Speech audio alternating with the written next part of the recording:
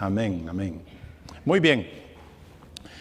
Para hoy, ¿verdad? Continuamos con esa serie que ya hemos comenzado, hablando de lo que son nuestras bases bíblicas, que es lo que nosotros como cristianos creemos.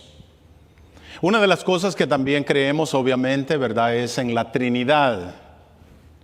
La palabra Trinidad no está como tal en las Escrituras, pero cuando la leemos, entendemos, lo vemos ahí, ¿verdad?, de que Dios, claramente, Él se manifiesta en tres personas. Lo sabemos eso, ¿verdad? Él se manifiesta en la persona del Padre, en la persona del Hijo, Señor Jesucristo, y también en la persona del Espíritu Santo. Para hoy quiero hablar un poco de la primera persona de la Trinidad, del Padre. Y la palabra, oiga, bueno, ya lo sabemos. Hay tantas referencias en la misma palabra acerca de Él. Y estoy casi obligado a presentarlo de una manera general, porque hay tantos versículos para escoger solo uno. Pero le pido por favor que nos vayamos a Primera de Corintios en el capítulo 8. Y vamos a estar usando solo la primera parte del versículo, aunque todo el versículo es hermoso. ¿Lo tiene? Un versículo muy poderoso, bueno, tantos versículos poderosos.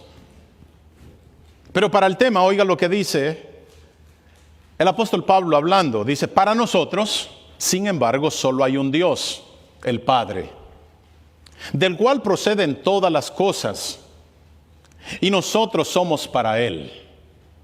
De eso vamos a hablar. Podríamos leer la siguiente parte que no se puede desconectar. Dice, y un Señor Jesucristo, por medio del cual son todas las cosas, y nosotros por medio de Él, una unión perfecta.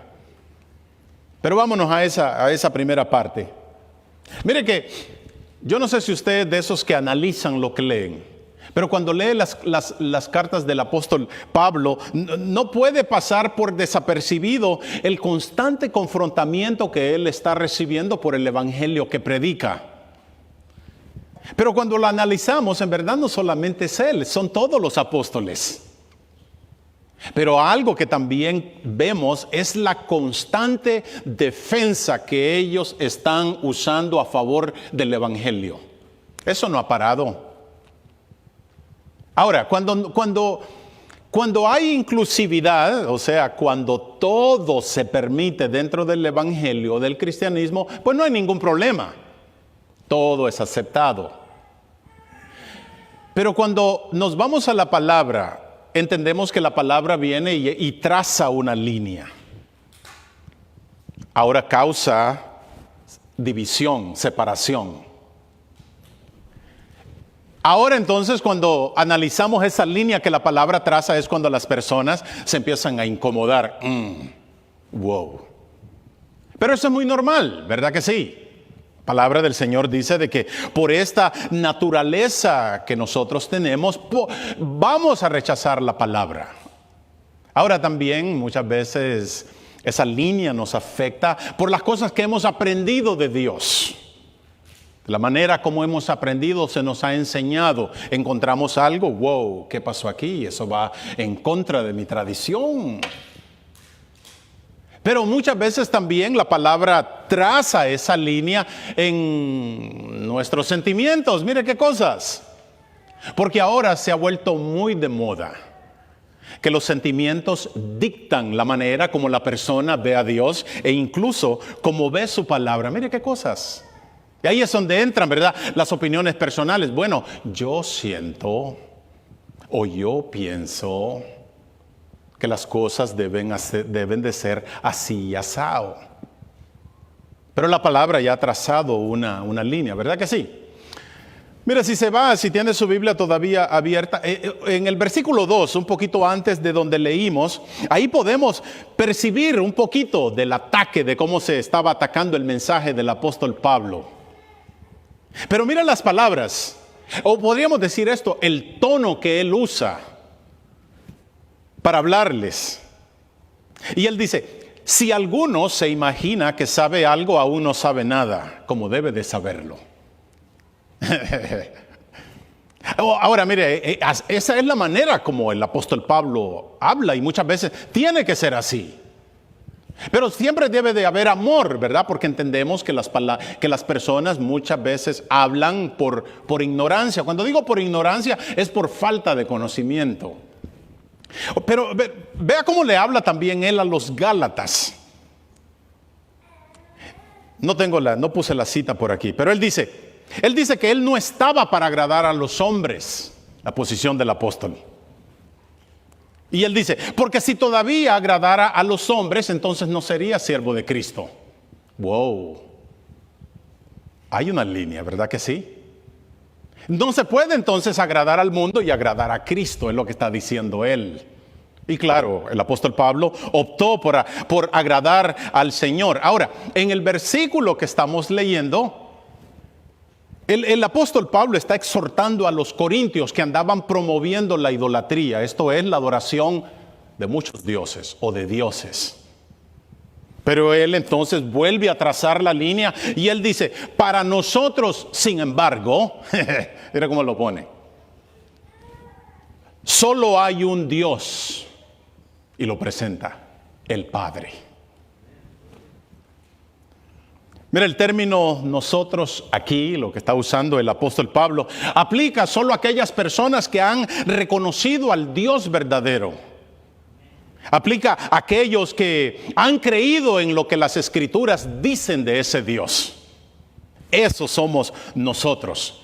Es como que el apóstol Pablo les estuviera diciendo a los corintios, sé que ustedes se están desviando, buscando la idolatría, pero ya deberían de saber que para nosotros solo existe un Dios. Eso ya se ha sentado. Eso ya está claro. Me encanta la manera como él habla. Ahora, mire que es maravilloso también que no es casualidad que el apóstol Pablo use la palabra Padre, el Padre.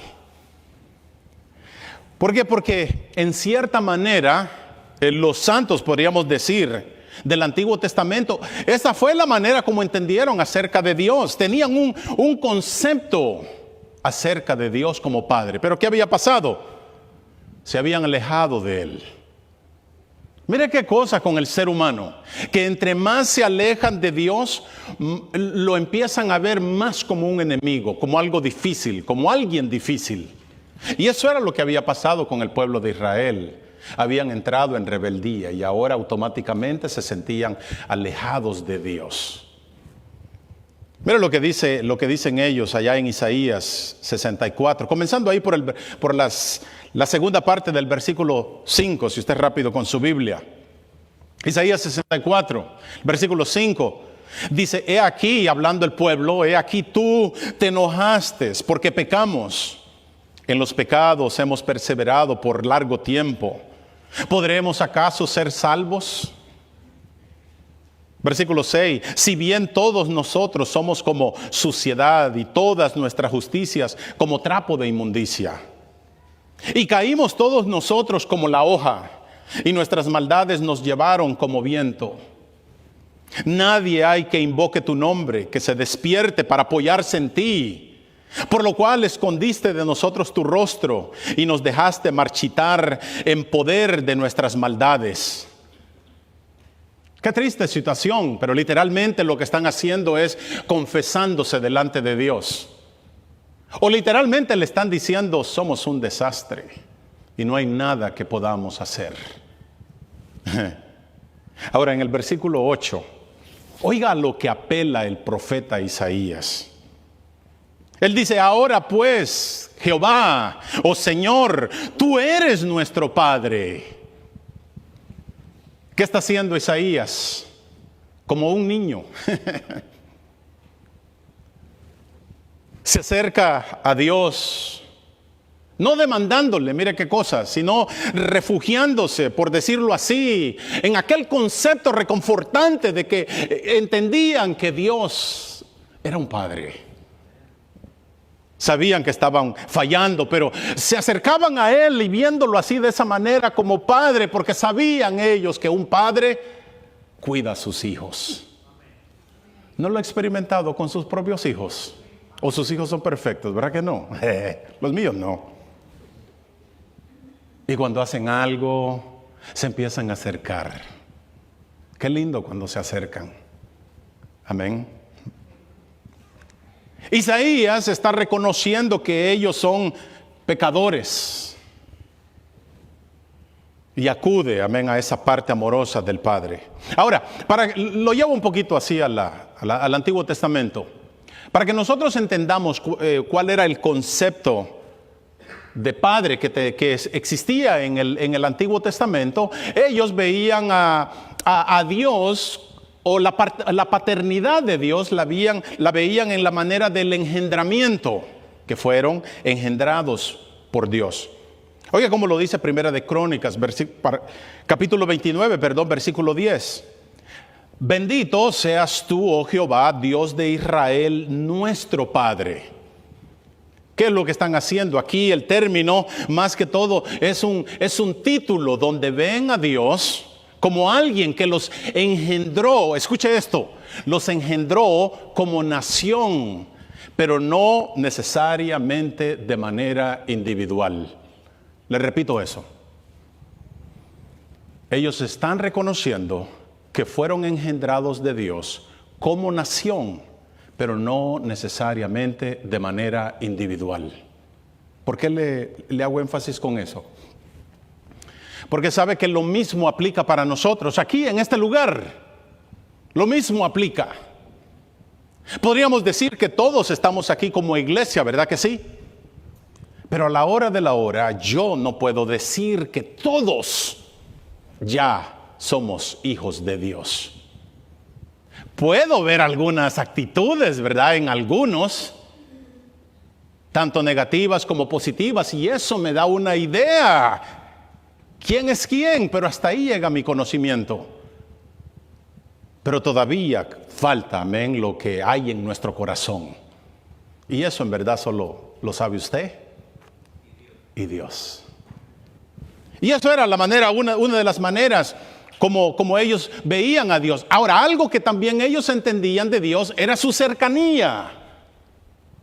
A pesar de la manera como ellos se portaban, ellos entendían que Dios siempre trató de buscarlos y de estar cerca de ellos, por amor a su nombre, de veras, por amor a ellos mismos.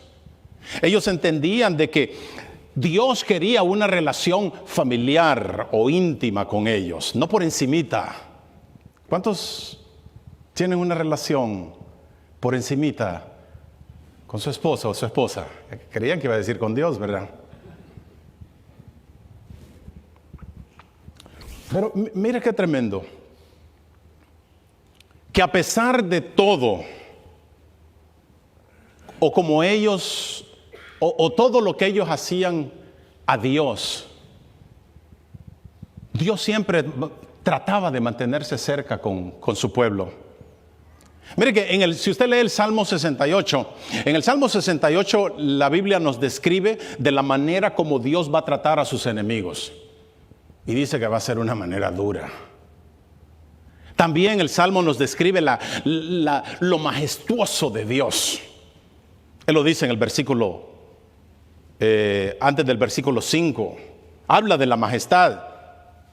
Mire cómo lo pone, dice, exaltad al que cabalga sobre los cielos, Jehová es su nombre. El salmista está hablando con esa seguridad. Pero a pesar de toda esta majestad, y a pesar de lo duro que va a ser él con sus enemigos, a pesar de toda esa grandeza, mire cómo lo pone el versículo 5 si está ahí. La Biblia dice que Dios es el padre de huérfanos y defensor de viudas, que aunque habita, dice el salmista, en su santa morada, hace habitar en familia a los desamparados. Ese es Dios. Esto es maravilloso, porque literalmente el pueblo de Israel había llegado a un punto donde ya no eran deseados por nadie. Estuvieron en un tiempo, ¿verdad?, donde todas las naciones querían ser como ellos. Pero ahora eran desechados por la por la misma gente, por las naciones. Los veían y dice que movían su cabeza así como que, ¿hasta dónde llegaron? Qué triste, ¿verdad? Pero entonces, lo maravilloso de esto es de que ellos se acuerdan de Dios. ¿Que no es muchas veces la misma situación con nosotros? Yo siento calor por aquí.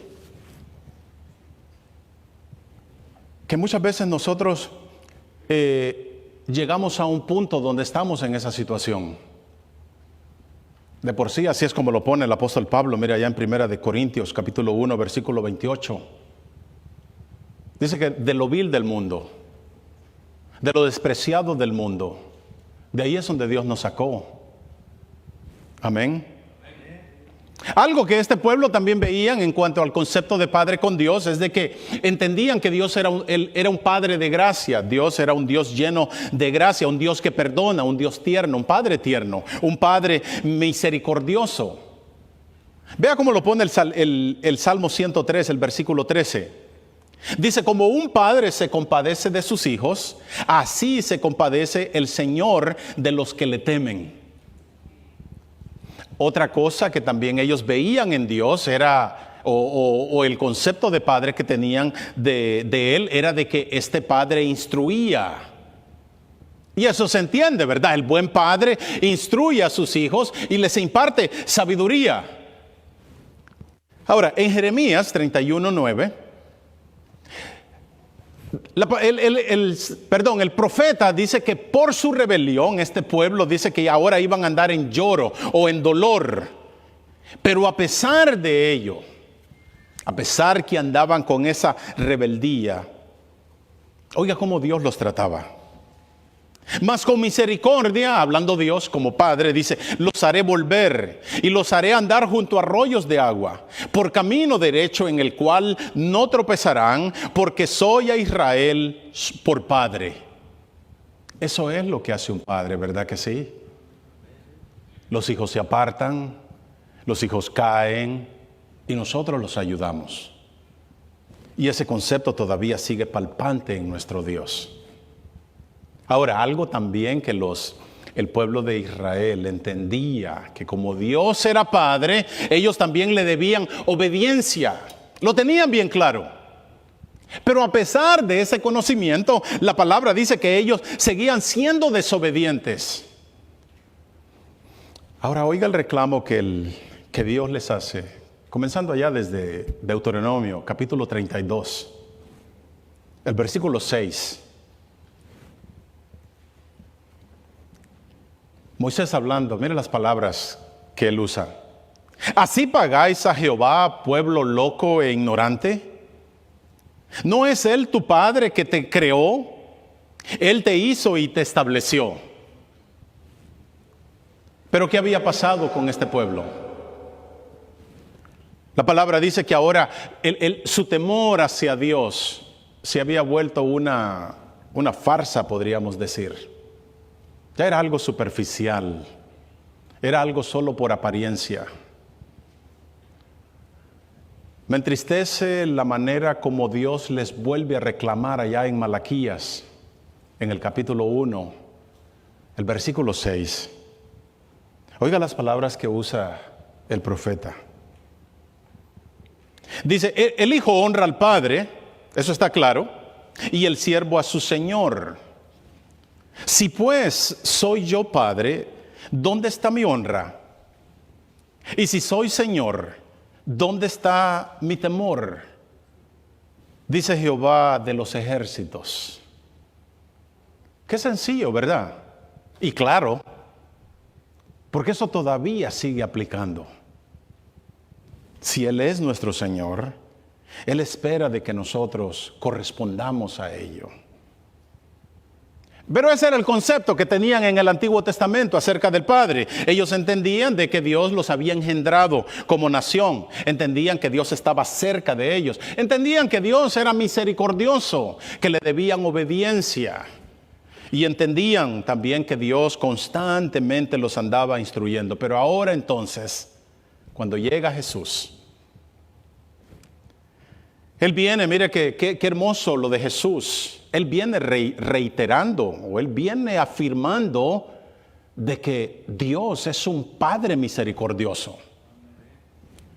Por eso mire que es maravilloso que allá en Mateo 7, cuando Él comienza, por decir así, su ministerio, el versículo 7 ahí de Mateo 7, Él dice: pedidle y Él os dará, búsquenlo y lo hallarán, llamen y les abrirá. Se está refiriendo al Padre. ¿Por qué? Esto es maravilloso porque Jesús, Él sabía, Él estaba seguro de lo amoroso que era su Padre. Si tan solo era como decirles, si tan solo le pidieran de corazón: yo sé que mi Padre, al Padre que yo conozco, es un Padre de amor. Y Él les va a dar. Porque Él lo dice, miren en ese versículo 7. Porque esto es lo que hace un buen Padre que está en los cielos. ¿A quiénes? A los que le pidan. ¿Usted tiene ese Padre? Ese es nuestro Padre. Pero para este tiempo esta gente ya se había o ya habían perdido la cercanía de Dios.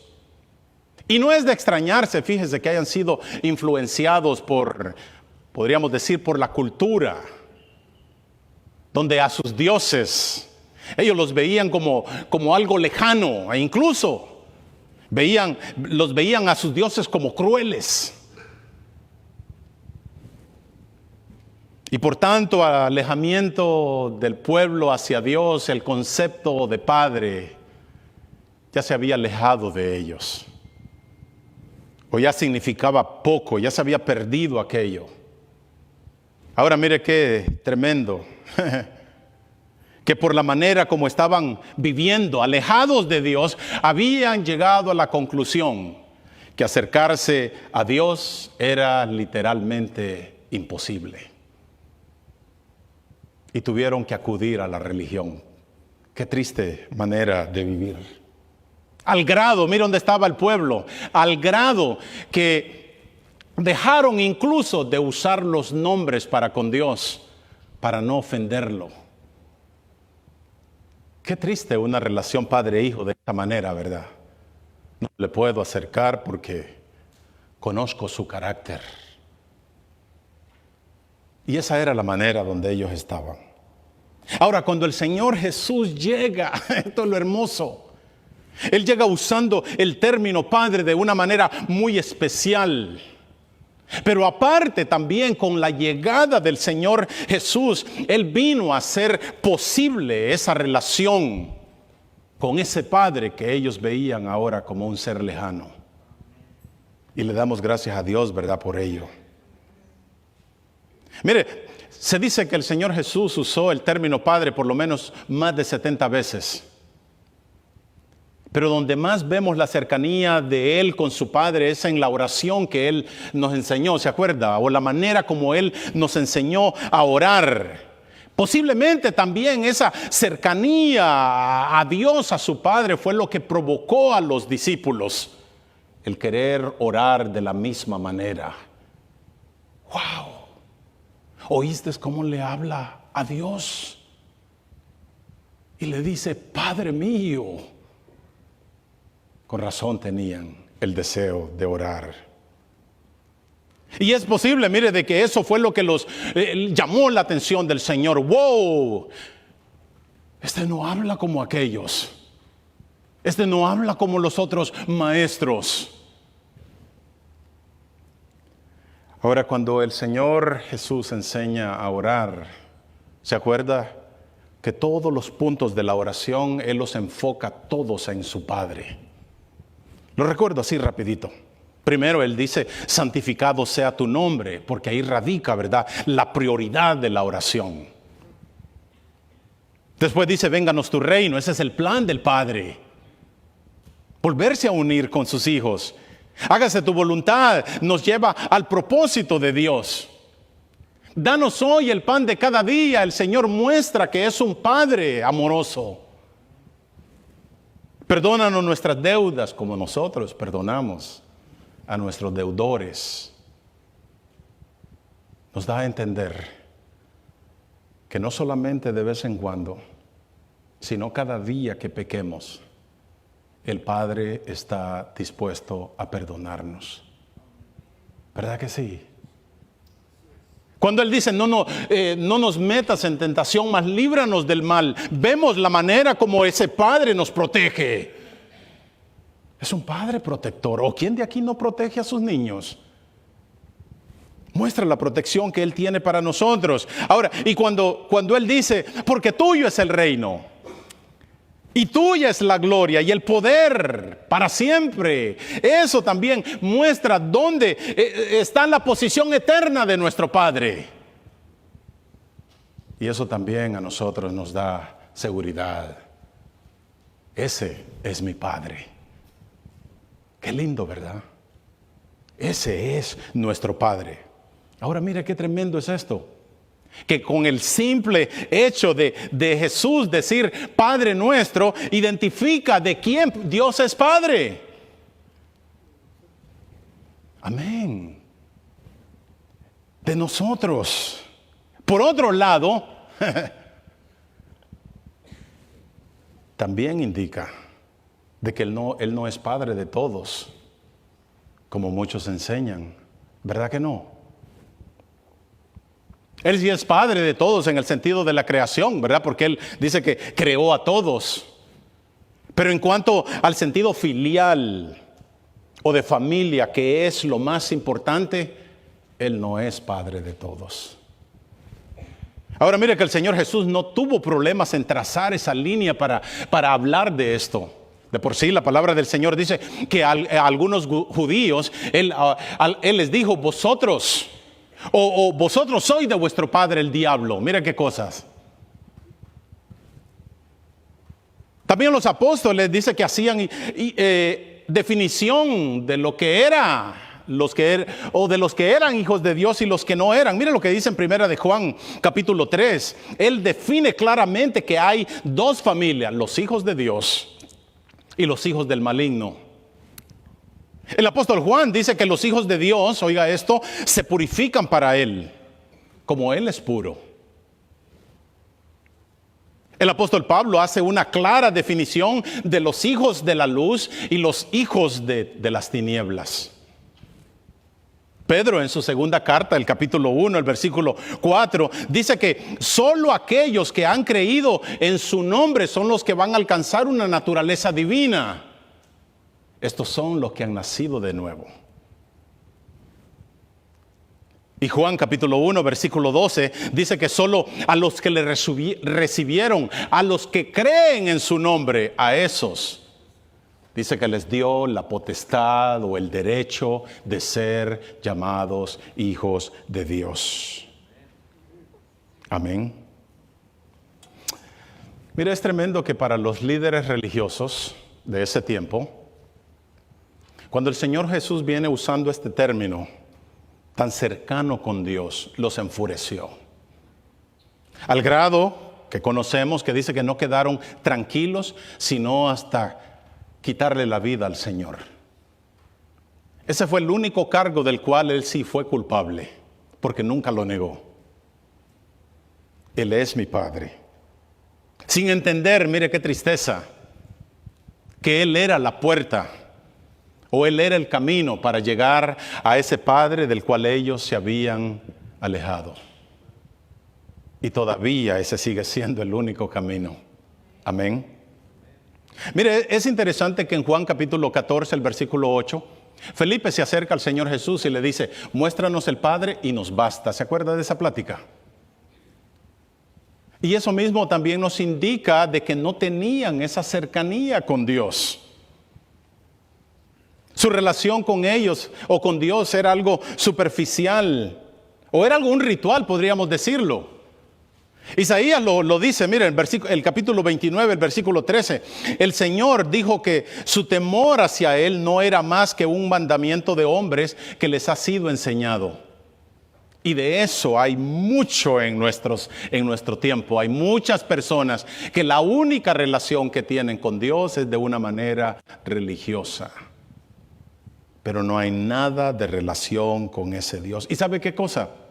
Que esto mismo No les permite concebir de que hay forma de cómo nosotros podemos o cómo se pueden acercar a Dios, y menos aceptar el concepto de que pueden llamarlo Padre por su misma condición.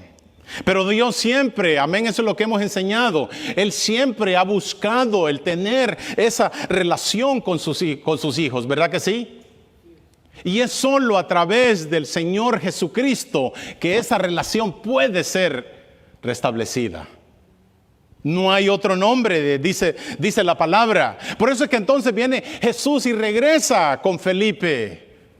Y le dice, Felipe, si me ves a mí, has visto al Padre. O como decir, si hablas conmigo, estás hablando con el Padre. Felipe, ya no tienes que andar buscando más. Si me has encontrado a mí, has encontrado al Padre. Y así se lo dice Él en sus palabras, el Señor Jesús. El que me recibe a mí, también recibe a mi Padre. Amén. Deme unos 3 minutos más para ir terminando. Obviamente entendemos que en el Nuevo Testamento, o el Nuevo Testamento nos da toda claridad de que Jesucristo, es por excelencia el único Hijo de Dios. ¿Verdad que sí? Ahí también nosotros entendemos y queda bien claro que Dios es su Padre. Eso lo tenemos claro. Pero también entendemos, ¿verdad?, que solo por esa relación que Él tiene con su Padre, que es de la única manera como nosotros podemos entrar a la familia de Dios, por la relación que Él tiene con Él. Amén. También nosotros entendemos de que no solo porque nacimos en este mundo, llévese esto por favor, no solo porque nacimos en el mundo ya pertenecemos a esa familia, ¿verdad que no? De por sí el apóstol Pablo dice que cuando nos encontramos en ese estado natural somos llamados hijos de ira. Eso lo tiene claro la palabra. Para volvernos entonces parte de su familia, la palabra dice que nosotros debemos de ser adoptados por ese Padre, porque tiene que ser por voluntad de Él. Amén. Necesitamos ser adoptados, pero todo es posible. Oiga esto. Ya entendemos que el Señor Jesús tiene una relación cercana con el Padre. Y ya entendemos que por esa relación es que hay esperanza en nosotros pertenecer a esa familia, ¿verdad? Pero ahora entonces, de la única manera como nosotros podemos ser aceptados a esa familia es si nosotros tenemos una relación con su Hijo. No hay otra manera. Y Jesús lo dice, mire, en Juan 14, el que me ama a mí, será amado por mi Padre. Ahora, esto de amar a Jesús no es algo sentimental, ¿verdad que no? Es un amor activo. En otras palabras, es un amor con hechos. Eso es lo que dice. Mire que se dice de que por más de 1000 años después de Cristo, nadie o no encuentran en los registros de que un judío le llamara Padre a Dios o que se dirigiera a Dios como Padre por 1000 años. A excepción que en los registros de la historia encontraron unos 100 años después de la muerte del Señor, encontraron que sí había un rabino que cada vez que oraba se dirigía a Dios como su Padre. Era un rabino de Galilea. ¿Sabe quién era ese rabino? Nuestro Señor Jesucristo, el único. Mire que cuando nos dejamos llevar por esta corriente de la universalidad del Padre, esto es, de aquellos que enseñan que todos somos hijos de Dios, lo que está pasando es que le estamos robando o quitando al sacrificio que hizo el Señor Jesús cuando vino a esta tierra. Cuando creemos que todos somos hijos de Dios, le estamos quitando al sacrificio de aquel Padre amoroso que hizo al enviar a su Hijo perfecto por morir por nosotros. Cuando creemos que todos somos hijos de Dios, le estamos quitando a la obra que el Espíritu Santo hace en aquellos que Dios ha señalado desde antes de la fundación del mundo. Amén. Termino con esto.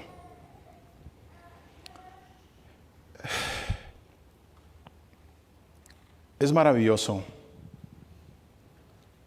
el creer esto. Y esto es lo maravilloso de la cristiandad.